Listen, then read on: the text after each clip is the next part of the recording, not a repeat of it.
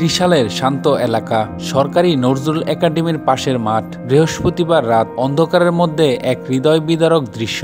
Chinese কুড়াল হাতে দাঁড়িয়ে আছে এক যুবক, আর পাশে পড়ে তার বাল্যবন্ধু মুনতাসির ফাহিমের নিথর দেহ। মুহূর্তে আলোড়ন ছড়িয়ে পড়ে পুরো এলাকায়। মানুষ বিশ্বাসই করতে পারছিল না, যাকে শৈশব থেকে বন্ধু বলে জানত, সেও কিনা সেই ফাহিমকে শেষ করে দিল চাইনিজ কুড়াল দিয়ে। 22 বছরের তরুণ মুনতাসির ফাহিম স্বপ্ন ছিল বড় কিছু হওয়ার। বন্ধু মহলে সবাই তাকে শান্ত, সহজ সরল মানুষ বলে জানত।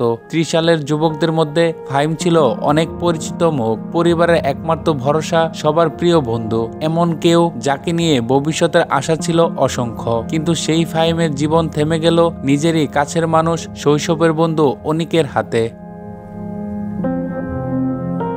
প্রাথমিক তদন্ত ও পুলিশের তথ্য অনুযায়ী অনিক ও ফাহিমের মধ্যে বেশ কিছুদিন ধরে চলছিল ব্যক্তিগত বিরোধ। এলাকাবাসীর অনেকে জানান, এদের সম্পর্কে টানাপোড়েন বাড়ছিল ধীরে ধীরে। আর অনিকের জীবনাচরণে মাদকাসক্তির বিষয়টিও তদন্তে এসেছে, যা পরিস্থিতিকে আরো ভয়ানক করে তোলে। সেই বিরোধের জের ধরে বৃহস্পতিবার রাতে অনিক পূর্ব পরিকল্পিতভাবেই ফাহিমকে দেখা করতে ডেকে নেয়, আর কথা কাটাকাটির এক পর্যায়ে চাইনিজ কুড়াল দিয়ে শেষ করে দিল বাল্যবন্ধু তার শিশুকালের সাথীকে।